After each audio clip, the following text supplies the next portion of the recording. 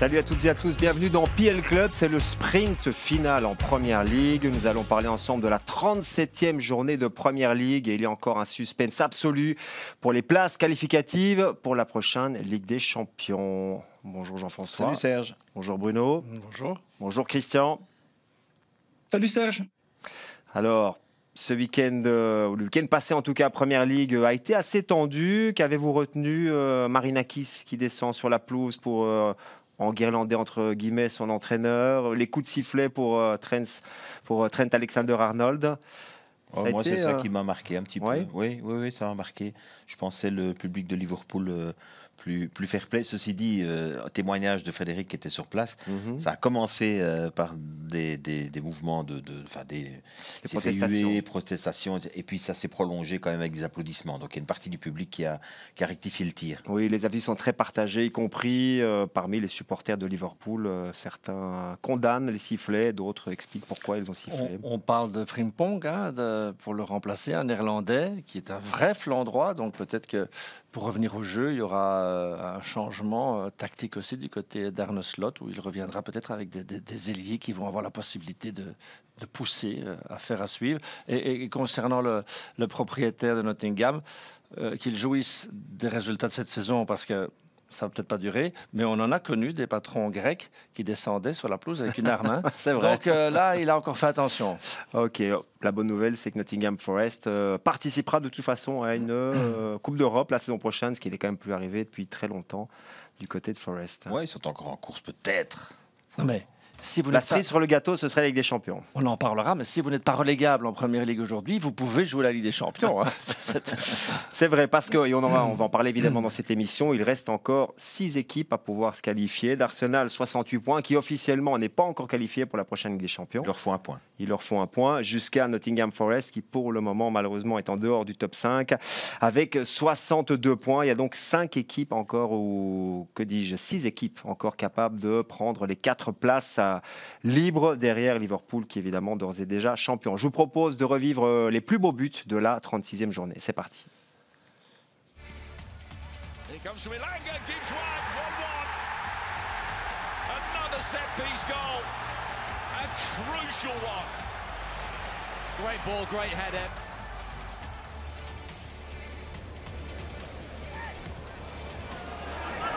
Here they come again, right at the end of the half. It's Munoz causing a nuisance of himself again. And Munoz has squared it for Eze. Smith Rowe hangs up across. Oh, it is! That's a proper centre-forwards goal. Anytime the ball is put in the box with quality, Jimenez will attack some more. Gibbs White here looking for Chris Wood. Chris Wood, does he know where the goal is? You can bet your life that he does. That is a glorious ball, a cracking header. Buonanotte. Oh, half-decent chance that he's put away. It's 2-2. It's a composed strike that takes it past Matt Sells, bounced into the ground and open away from the Forest goalkeeper. Est-ce l'enjeu qui a un petit peu tué le jeu le week-end dernier? Bon, c'est vrai qu'il y a des jambes fatiguées aussi, on est en fin de saison, mais 22 buts marqués seulement le week-end dernier. Il y en avait eu 21, je pense, le week-end d'avant, donc il y a quand même un fameux ralentissement. Je pense que la meilleure attaque de la compétition fait la fête en ce moment. Et donc, ça a une influence. Alors Christian, vous avez quand même remarqué dans le fait marquant qu'on n'a peut-être pas beaucoup marqué, mais il y a un type de but en tout cas qui a été récurrent. Oui, 22, c'est vraiment pas beaucoup. C'est vraiment un des plus bas de la saison. Mais par contre, ce qui est très étonnant, c'est qu'on a marqué presque la moitié des buts de la tête. Ça, c'est vraiment étonnant parce que normalement, on marque environ sur l'ensemble d'une saison 15%, une centaine de buts, 150 buts de la tête sur une saison. Et là, sur une journée, on en a marqué 9, c'est 41% des buts. Donc, on a vraiment fait exploser les statistiques dans ce domaine et on a vu, c'est un geste qui est difficile, hein, c'est quelque chose de beau à voir, c'est particulier aussi à la Première Ligue et donc voilà, on s'est régalé avec beaucoup de centres, avec beaucoup de corners, enfin en tout cas des corners ou des coups francs indirects et alors les meilleurs buteurs de la tête ont été à la fête ce week-end. Retour aux fondamentaux donc. Oui, du foot anglais, c'était ça que je pensais. Oui, bah, c'est un week-end comme ça. Non, moi je dirais par rapport au fait qu'on marque peu, c'est à l'image par exemple d'une équipe comme Villa dont on va parler dans cette émission, qui a parfois été comme ça, qui a parfois eu des matchs très spectaculaires où ils prenaient beaucoup de buts aussi. Enfin bon, bref, et là ils ont un peu resserré sur la fin de saison, donc. Voilà, c'est peut-être à l'image aussi de certains entraîneurs qui se disent c'est quand même le dernier sprint final, il faut qu'on termine bien, il faut qu'on soit un peu plus solide. Il ne faut pas être beau, il faut être efficace. Il faut être efficace et l'efficacité, comme on l'a souvent dit au travers des émissions ici, c'est l'efficacité, ça commence d'abord par une bonne organisation défensive. Donc peut-être qu'on a un peu recentré les choses sur ce point-là.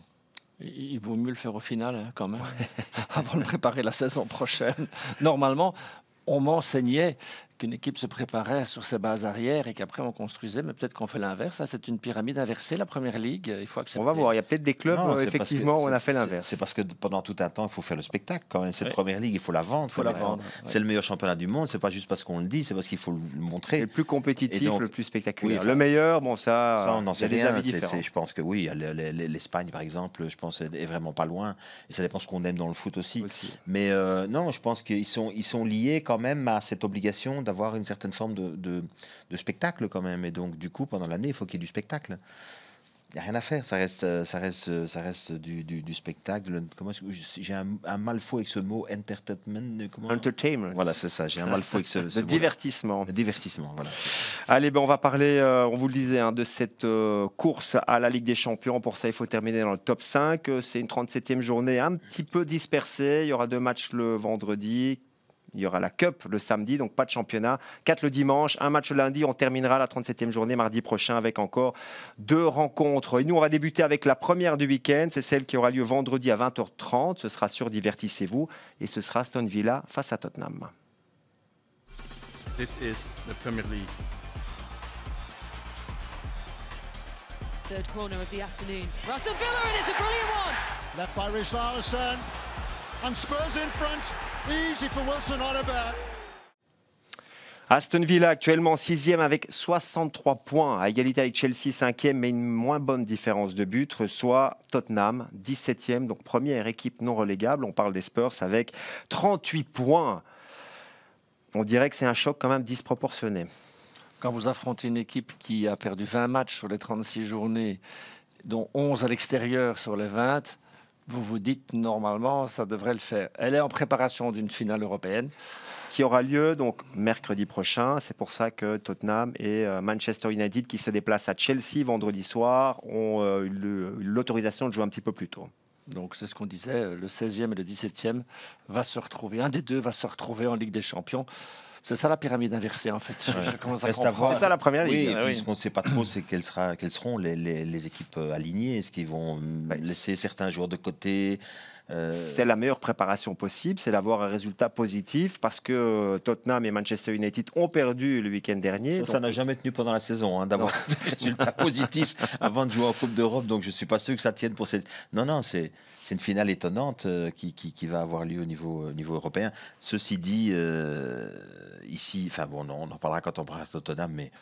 C'est invraisemblable ce qui se passe. On va commencer par Aston Villa, parce que voilà, c'est la priorité. C'est eux qui peuvent encore se qualifier pour la Ligue des Champions. C'est le meilleur bilan de la Première Ligue sur ces 10 dernières journées. Même mieux que Liverpool. 6 victoires sur les 7 dernières journées. Donc ils sont quand même en train de reconquérir le top 5, mais ils n'y sont pas encore. Oui, pourtant ils n'ont pas leur sort entre leurs mains. Et je voudrais quand même ajouter à ça que oui, certes, c'est les meilleurs, mais il ne faut pas oublier non plus qu'ils ont été éliminés en Ligue des Champions par Paris, qu'ils ont été éliminés en FA Cup par Crystal Palace. Et ça, je pense que ça a été un coup dur, parce qu'ils s'attendaient peut-être à pouvoir jouer une finale du coup des FA Cup, et en championnat, jusqu'à preuve du contraire, ils n'ont pas réellement leur sort entre leurs mains.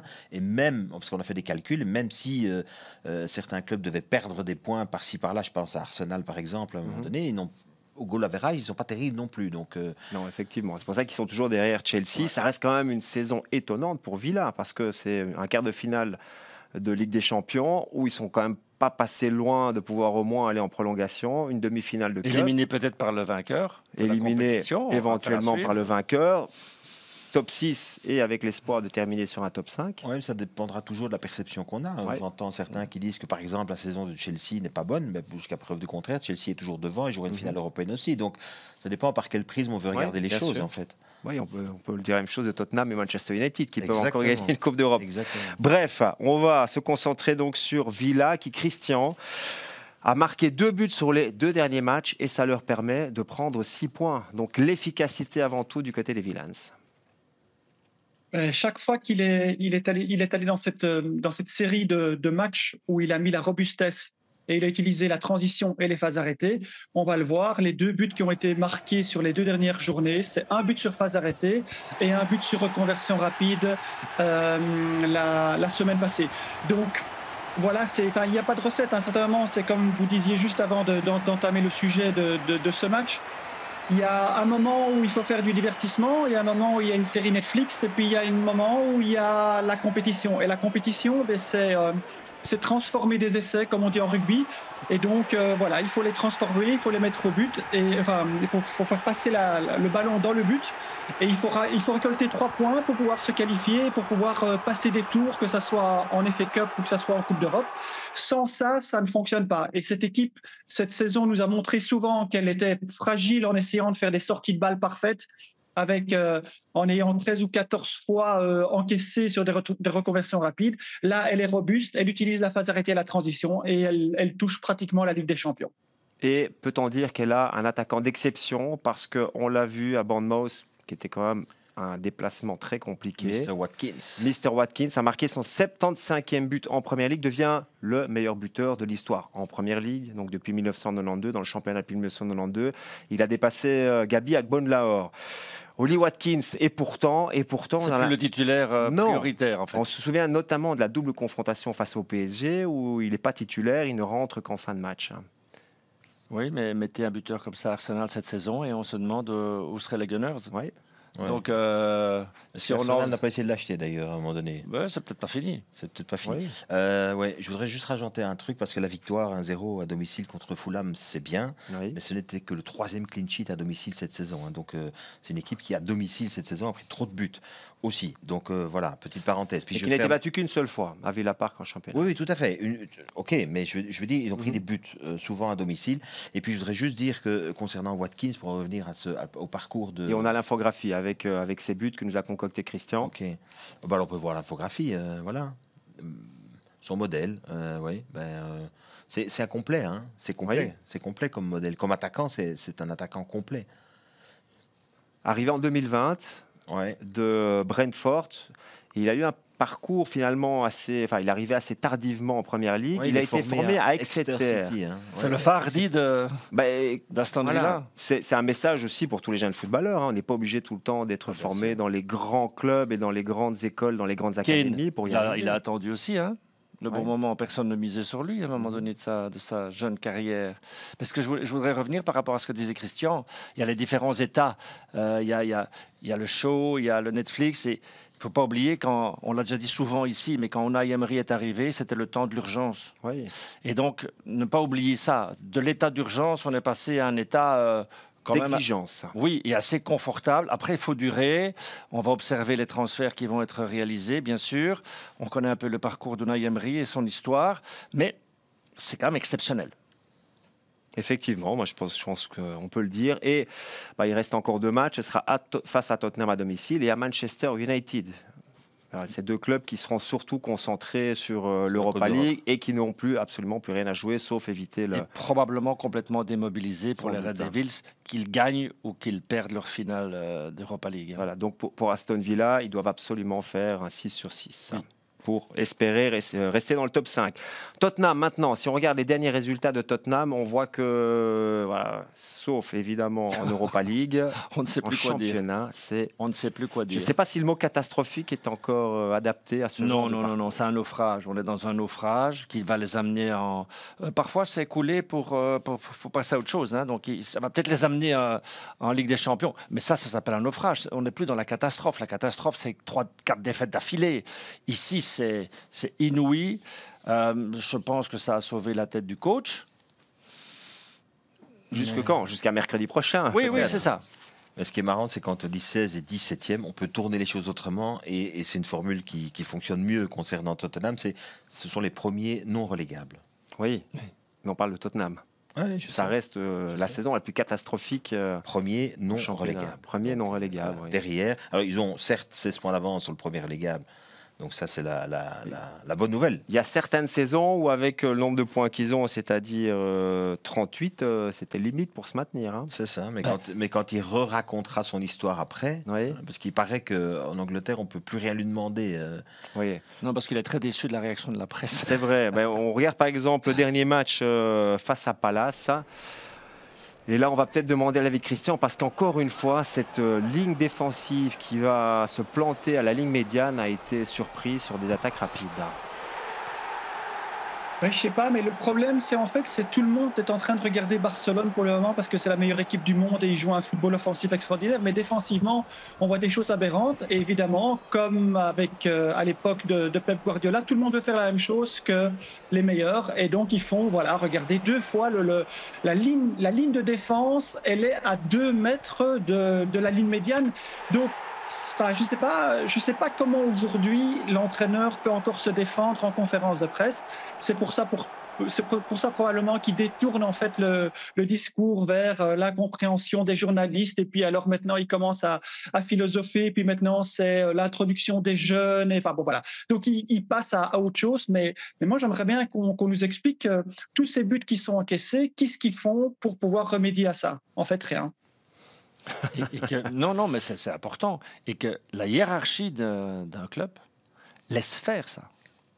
Ou alors il y a une idée derrière et on accepte. Il y a la possibilité de gagner un titre, ce qui est arrivé fois dans les années 2000, c'est 2008, une Coupe de la Ligue, ou 2009. On ne va pas jouer Madame Irma, mais en jouant avec une ligne comme ça, si vous jouez comme ça une finale face à une équipe qui a un peu plus d'expérience, de trophées, vous en prenez 4. Mais non.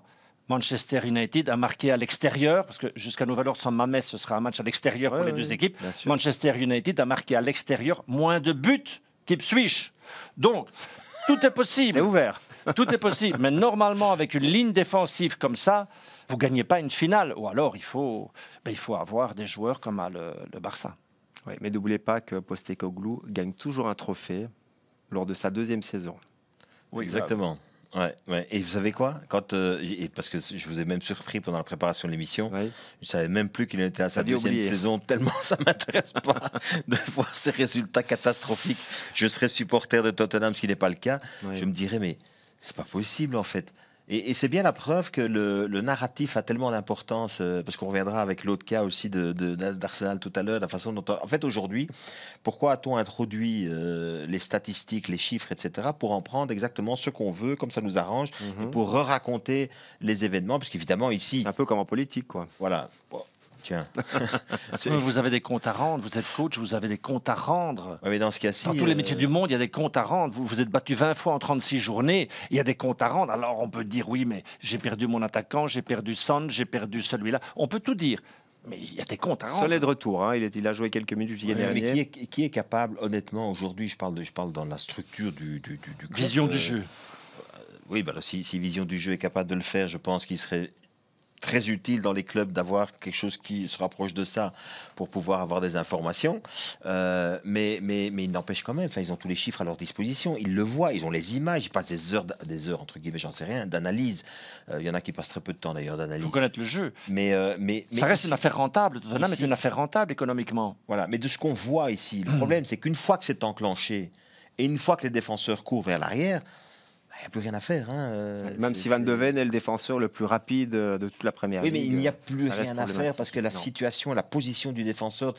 En fait, ce qui est incompréhensible, c'est qu'à un moment donné, ça doit être géré et réglé plus tôt. Et voilà, on pourra, si on veut, une fois s'arrêter sur l'image et vraiment faire l'analyse de la phase. Mais c'est la même chose dans toutes ces équipes qui jouent haut. À un moment donné, moi, je peux comprendre qu'on veuille mettre une ligne défensive haut. Mais le problème, c'est que si on met une ligne défensive haut, qu'on laisse cacher les ballons qui passent au-dessus. Oui, mais même si on laisse le premier joueur adverse rentrer en possession du ballon, se retourner et venir en course face à la défense, c'est fini. La phase est finie, c'est terminé. Comme quoi, c'est pas toujours les histoires qui comptent, c'est la manière de les raconter. Ah bah oui.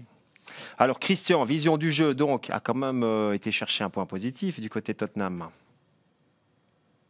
Oui, et dans la prolongation de ce qu'on a montré avec Van Dijk la semaine passée, c'est-à-dire il faut un défenseur central qui est très fort défensivement, mais qui marque aussi, qui met son empreinte offensive, et donc il a marqué des buts importants sur corner. Et bien ici aussi, on a un défenseur latéral droit. Et je pense, en observant à travers les années, et quand je faisais des recherches pour le scouting, je voulais et j'essaie de découvrir des joueurs qui sont des latéraux droits qui puissent donner au moins 4 ou 5 centres ou 6-7 assists par saison.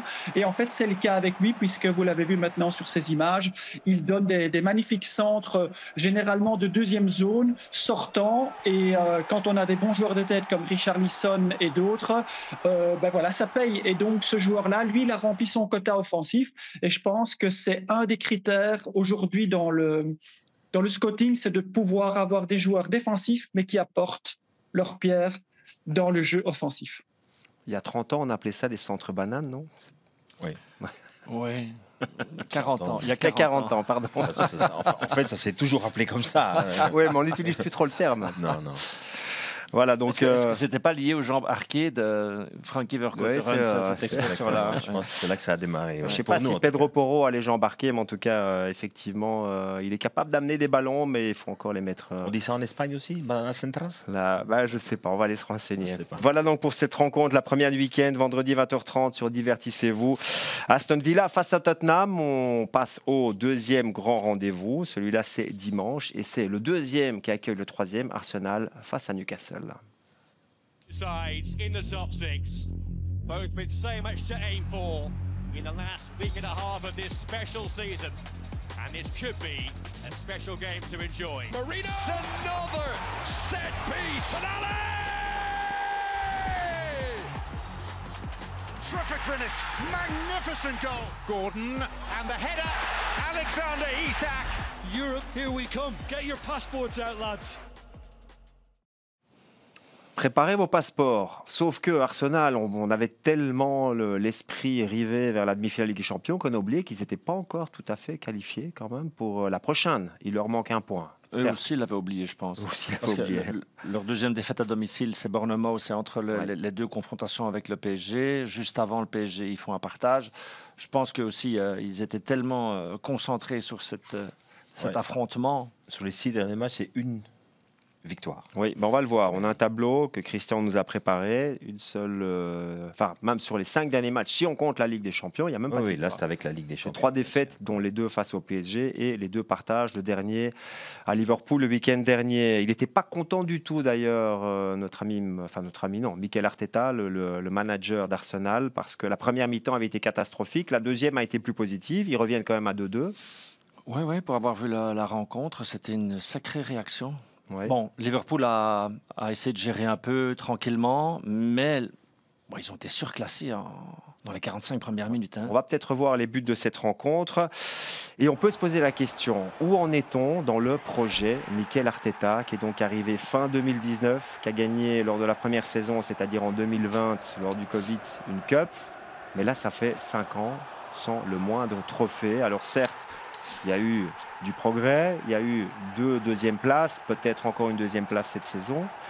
Mais il y a un moment où, quand on a autant de moyens, parce qu'il en a reçu beaucoup, il faut pouvoir aller gagner un titre. Ouais, on est à près de 800 millions de livres dépensés quand même, donc des moyens, il en a.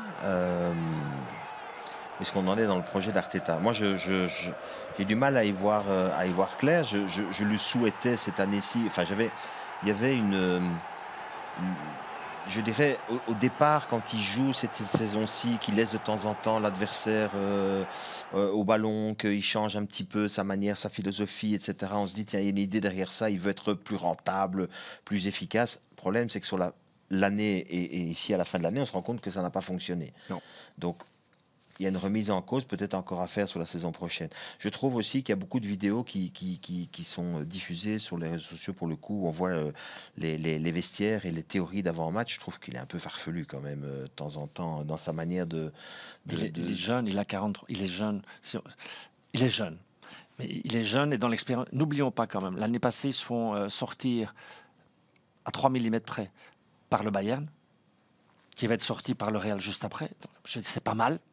Cette année, c'est peut-être le vainqueur, c'est un grand, en tout cas, PSG qu'ils affrontent.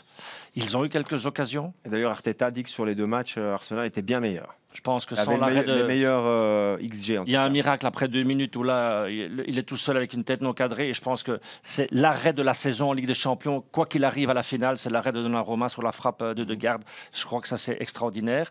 Après, il y a un nouveau directeur sportif qui est arrivé, qui a fait un boulot extraordinaire du côté de l'Atlético Madrid.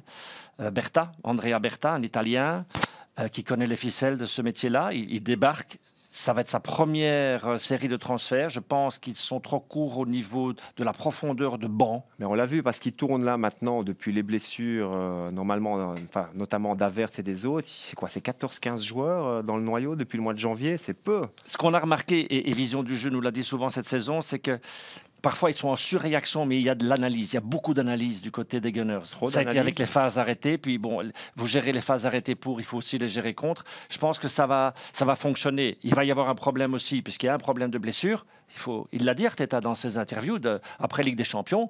À un moment donné, vous devez arriver à ce stade-là de la compétition avec vos meilleurs éléments. Ce n'était pas le cas. Non. Donc, il faut réfléchir au staff médical aussi et à la préparation. Pensons à Liverpool, où il y a un Belge qui gère ça. Et ma foi, très bien. On l'a dit quand on était à Anfield. Ils ont un blessé.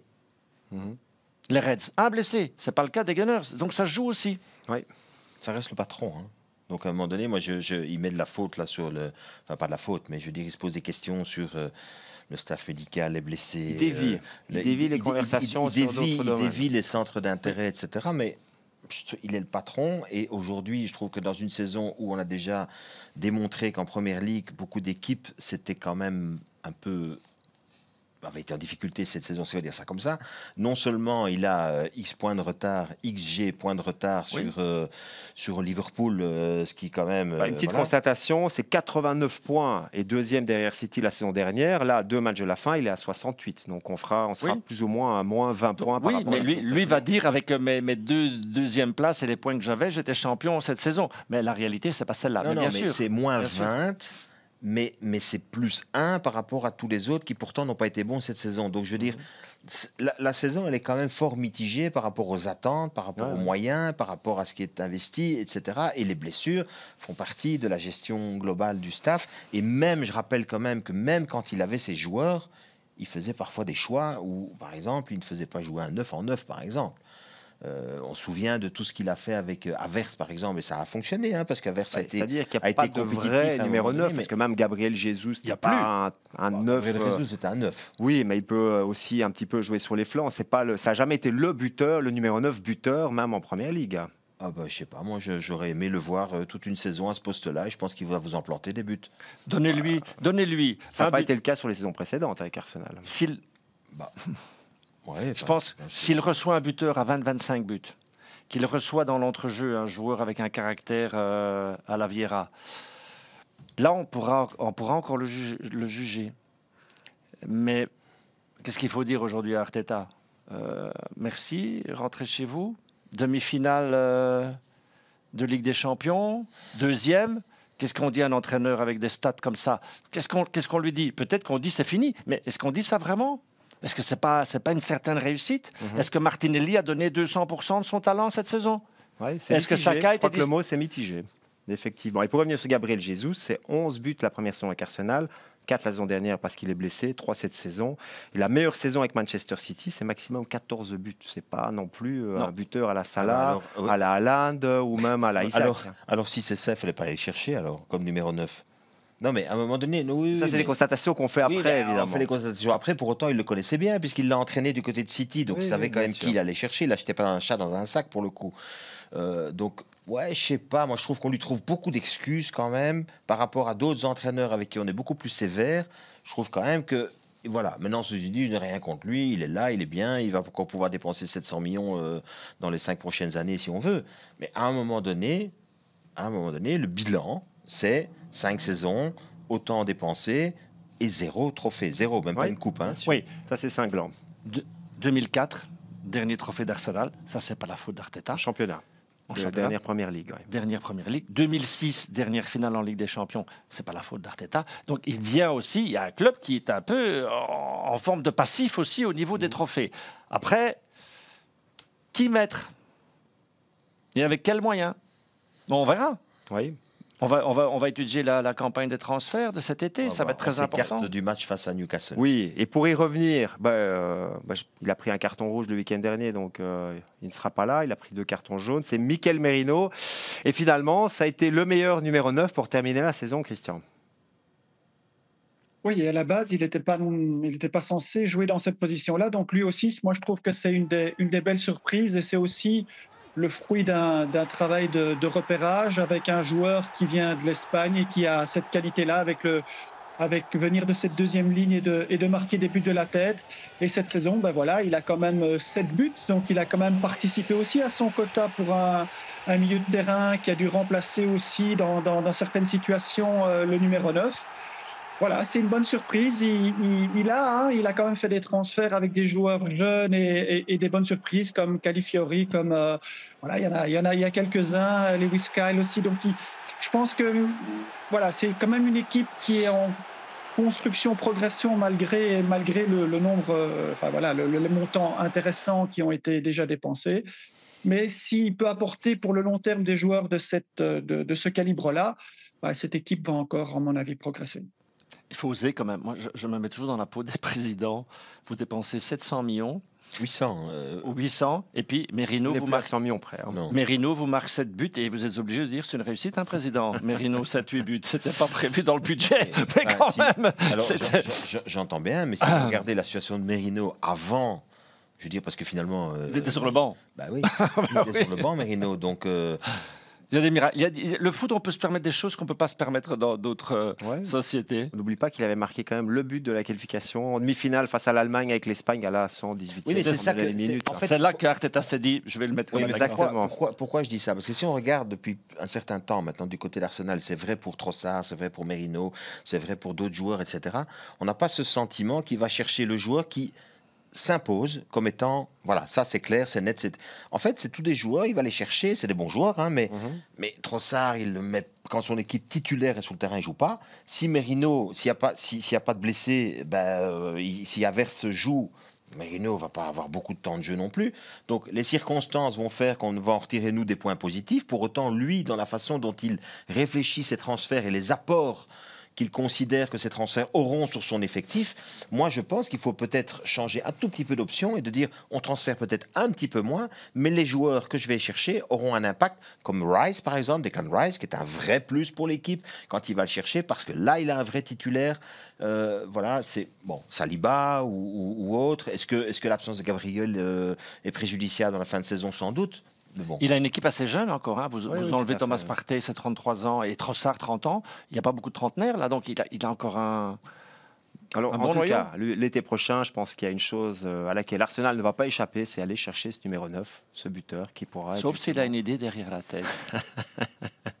Peut-être Gabriel quand il revient numéro 9. Soit, restons sérieux, parce que Newcastle, par contre, avec Aston Villa, c'est quand même l'équipe en forme de toutes ces équipes encore capables de se qualifier pour la prochaine Ligue des Champions. C'est 7 victoires, une défaite et un partage sur les 9 derniers matchs de championnat. Même si on voit qu'en déplacement, Christian, face en tout cas au top 10, même le top 11, il y a une seule victoire depuis le début de la saison et pourtant on peut être 3e en Première Ligue.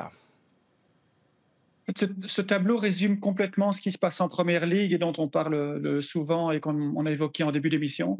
C'est qu'en fait, c'est un peu un classement par l'absurde. Et aujourd'hui, regardez, avec ces performances-là en déplacement contre les 11 premiers avec une victoire, on peut se retrouver 3e.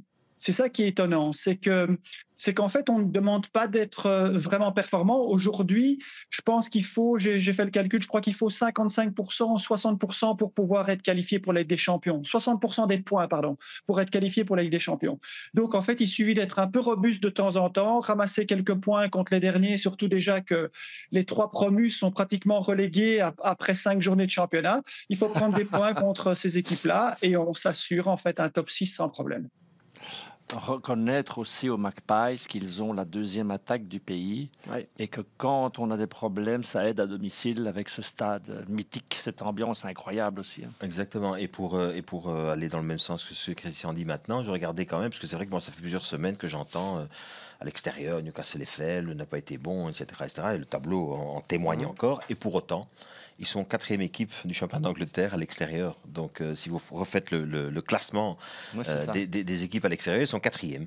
Donc, c'est ce que on l'a vu par face défaut, au top 11, ils ont 7 victoires face aux équipes classées de la 12e à la 20e place en déplacement. Voilà, c'est là que votre attaque vous permet de faire rêver. Mais je voudrais quand même vous dire que sur ce match entre Arsenal et Newcastle, eh bien Newcastle a déjà battu 3 fois Arsenal cette saison, puisqu'ils les ont battus. Pourquoi ce petit sourire en expliquant cela? C'est pas un sourire, c'est juste de dire c'est tout l'enjeu de cette rencontre, parce qu'on a l'air de dire que Newcastle étant pas très bon à l'extérieur, ce sera un oiseau facile à croquer. Ça, on ne l'a pas dit. Voilà, donc attention, ils les ont battus 3 fois cette saison, ils les ont battus en championnat et ils les ont battus 2 fois en Coupe de la Ligue, puisqu'ils les ont éliminés de cette Coupe de la Ligue. Demi-finale, si je me souviens bien.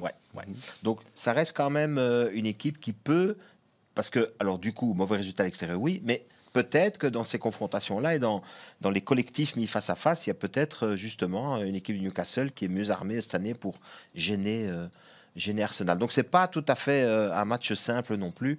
Ils ont besoin d'un point, ils jouent à domicile, c'est le dernier rendez-vous avec leurs supporters.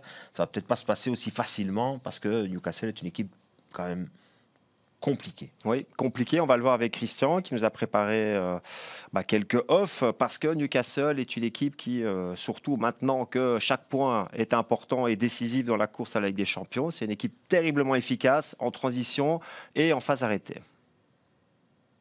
Oui, c'est... Enfin, à l'image de Aston Villa un peu plus tôt, c'est la même chose, quoi. Cette équipe a été très forte quand Eddie Howe est arrivé. Bruno l'expliquait. Emery est arrivé dans l'urgence. Eddie Howe est arrivé dans l'urgence. Qu'est-ce qu'il a fait? La mise en place défensive. Et alors, surtout, utiliser les mauvaises sorties de balle adverses. Les transitions rapides, comme on le voit ici, voilà, il y avait de nouveau une mauvaise sortie de balle de la part de l'équipe de Maresca. Et il y a directement un centre qui suit derrière, et c'est Sandro Tonali qui était encore dans le pressing et qui est resté assez haut, qui marque le but. Et le deuxième but sera marqué par un travail sur phase arrêtée. Voilà, la phase arrêtée comme pour éviter d'être pris en hors-jeu. Il le joue en 2 temps à l'opposé. Et puis voilà, il y a Guimaraes qui va tirer de loin. Bon, c'est dévié évidemment, mais on revient... Quand on a envie de progresser, de montrer qu'on a une équipe qui a du jeu dominant et que tout va bien, tout ça c'est génial, c'est pour le spectacle et ça montre qu'on fait du travail et qu'on veut progresser. Mais quand il faut faire un résultat, il faut être dans la robustesse et il faut utiliser les armes qui sont à la disposition de cette robustesse, la phase arrêtée, la transition. Et quand c'est comme ça, alors il n'y a pas de souci. Ouais, c'est important, victoire 2-0 face à Chelsea le week-end dernier, un concurrent direct. Soit j'exploite les faiblesses de l'adversaire que j'ai observées, je les exploite bien, je fais bien mon boulot, mais j'exploite des faiblesses adverses, soit j'imprime à mon équipe une identité, comme City a fait pendant de nombreuses années, parce que ça a remis aussi en perspective aussi la difficulté de faire ça. C'est-à-dire que c'est plus difficile aujourd'hui de mettre une identité à une équipe qui va s'imposer par rapport aux autres que de dire je vais profiter des erreurs et des cadeaux, parce que souvent c'est des cadeaux. Chelsea aussi. a 10 dans ce match-là. Jackson se fait expulser très tôt. Avec un coup de coude. Oui. Très peu opportun. Bon.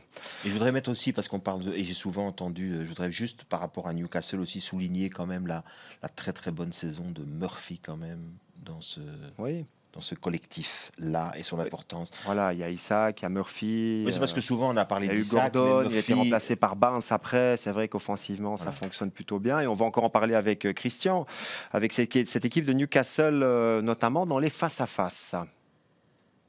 Oui, et c'est la conséquence de l'infographie qu'on a vue donc avec les mauvaises performances en déplacement contre le top 11. Vous vous souvenez, j'aime bien aller rechercher un peu dans le temps pour voir ce qu'on faisait avant.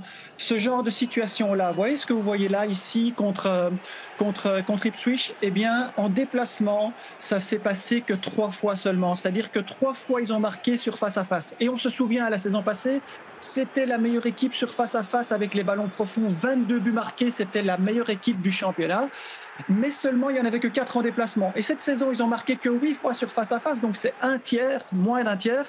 Et seulement 3 fois en déplacement. Et c'est 3 fois contre les promus. Donc, ça veut dire que ce genre de situation-là, qui était leur force, qui était la profondeur, qui était la transition, ils n'ont réussi à le faire que contre les relégués. Et donc, ça prouve en fait que, comme dit Jean-François, il y a une envie d'avoir ce passage vers le jeu dominant et de passer par les flancs, mais pourquoi se priver d'une force extraordinaire quand c'est ça qui vous a qualifié pour la Ligue des Champions il y a 2 saisons?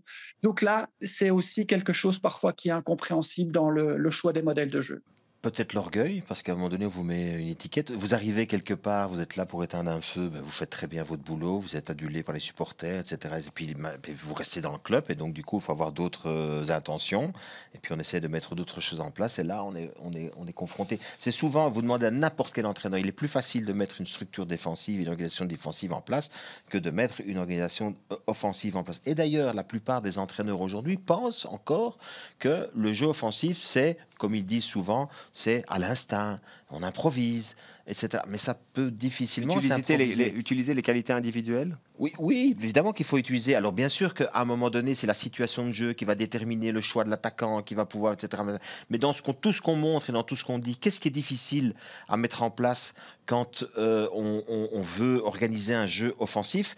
C'est de finalement organiser le jeu de transition, c'est-à-dire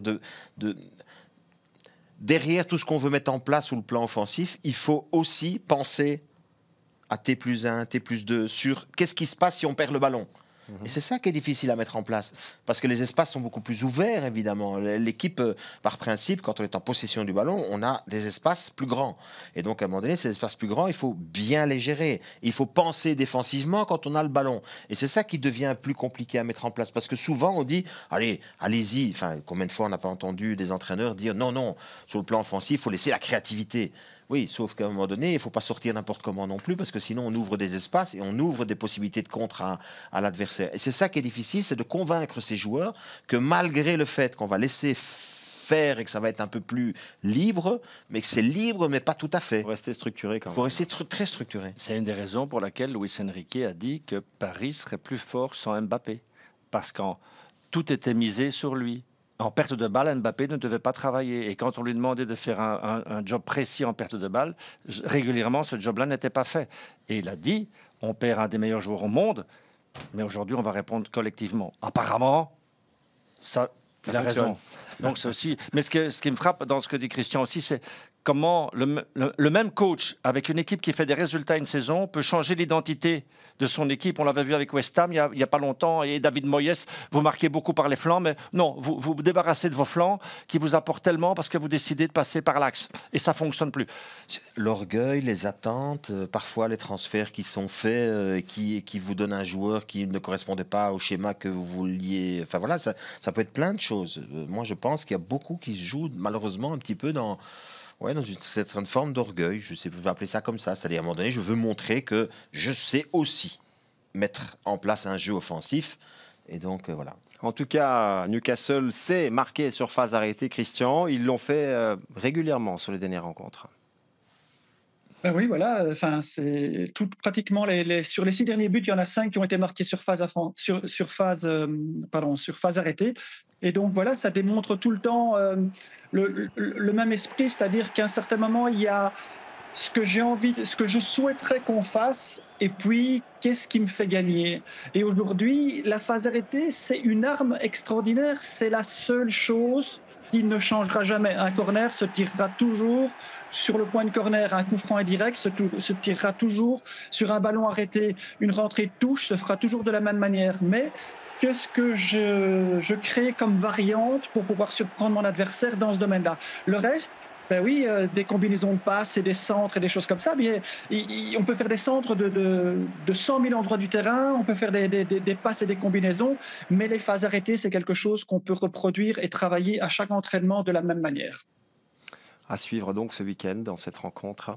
N'oublions pas le match de Chelsea qui accueille Man United aussi le même jour, donc demain soir. 21h15, donc à 20h30 Aston Villa Tottenham et à 21h15 Chelsea face à Manchester United. Ce sera évidemment les 2 matchs. On aura peut-être le top 5 vendredi soir. Non ? Oui, si Chelsea devait perdre éventuellement face à Manu, parce que j'y crois assez peu, je vous le dis franchement. Il faut voir aussi avec Manchester City, évidemment, qui joue la finale de la Cup samedi face à Crystal Palace et qui jouera donc mardi. Oui, rappelons quand même que City était incapable de marquer un but quand même. Face à Southampton, qui en a pris combien, plus de 80 cette saison. Donc il y a une petite inquiétude aussi du côté de Manchester City qui n'est pas encore qualifié pour la prochaine Ligue des Champions. Parce qu'on parle de City, la Cup ce week-end, mais 2, je voudrais quand même revenir sur un événement qui sera diffusé en direct chez nous. Attendez. Ah, ok, d'accord. Les rendez-vous, tout est là, on a le temps de les expliquer. C'est parti. Alors, on le disait, vendredi 20h25, Aston Villa, Tottenham. À partir de 21h10, Chelsea, Manchester United. Le premier match sera sur Divertissez-vous, les autres sur Vous Sport World. Le Goals of the Day de dimanche qui démarrera par l'adieu à Goodison Park. Goodison Park, puisqu'il y aura un match qui aura été diffusé un petit peu plus tôt. Et on reprendra, ça démarrera avec ça. En tout cas, on parlera de cet adieu-là. Ce sera le dernier match, évidemment, d'Everton à domicile dans son bon vieux stade de Goodison Park. Mais ce ne sera pas le match de 15h. C'est un match qui sera déjà terminé à cette heure-là. On est bien clair à ce sujet-là. Lundi soir, une rencontre avec Brighton-Liverpool. Manchester City, Bournemouth, c'est donc de ce match-là que vous vouliez parler. Exactement, les adieux de Kevin De Bruyne et on envoie 2 touristes là-bas. Vous parlez surtout de Frédéric Wassège. Vous irez avec Frédéric Wassège faire du tourisme à Manchester City. On vous met une pression énorme. Il faut évidemment une interview. Qu'est-ce qu'on leur dit De Bruyne, de son épouse, éventuellement bien évidemment. Et donc voilà, la pression est mise. Non, en tout cas, à vivre en direct. Un événement comme celui-là, c'est en direct et c'est sur et aussi sur les réseaux sociaux, puisqu'on va agrémenter tout ça aussi tout au long de la soirée. Le dernier match donc, de Kevin De Bruyne à l'Etihad Stadium, ce sera évidemment un événement et puis c'est un match important pour City, en plus face à une équipe qui peut aussi encore éventuellement jouer une place en Coupe d'Europe, avec la 8e place, Bournemouth. Ce sera donc pour mardi, la fin de cette 37e journée de Première Ligue. On n'oublie pas la communauté Discord de Vous Sport World avec Christian. Vous pouvez nous dire le programme de ce week-end, s'il vous plaît?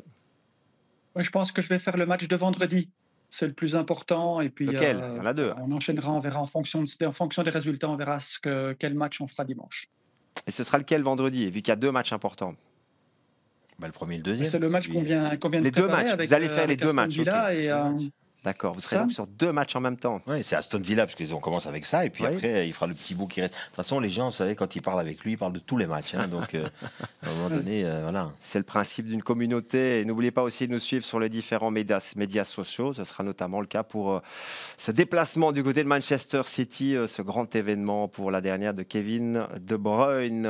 Merci à vous pour votre fidélité. Merci Jean-François. Merci Bruno. On vous retrouve évidemment ce week-end pour le commentaire des rencontres. Et merci à Christian, Vision du jeu, qu'on retrouvera ce week-end sur Discord. Et puis le week-end prochain pour parler de la dernière journée. Merci Christian. Merci à toutes et à tous. Et à très bientôt. Bye bye. It's nice to be back on that pitch. It's a matter of when, really, not if. The last title that we won was the first that I can remember. It definitely feels like it's got more weight, this one. So it feels amazing. You've seen what the City goes like when we do the parade just for the Champions League and stuff like that. This is going to be insane. I think the whole city is going to be chaos. I'm just so happy that my son got to grow up at this time and Liverpool doing so well. And even when they're not winning things, they're nearly winning things. They're always there or thereabouts. He doesn't really know what it's like to be mid-table. He knows winners, and it's a fantastic time to be a Liverpool supporter. It's been unbelievable with it being the first season under Slot. For me personally, it's come out of nowhere. It's only just sinking in now that it's actually going to happen. 20 times Man United. I think that's been erased. I'm not sure Man U fans are ever going to be able to sing that again. They're not the only ones anymore. It's going to be great. You never know, could be changed to 21 next year.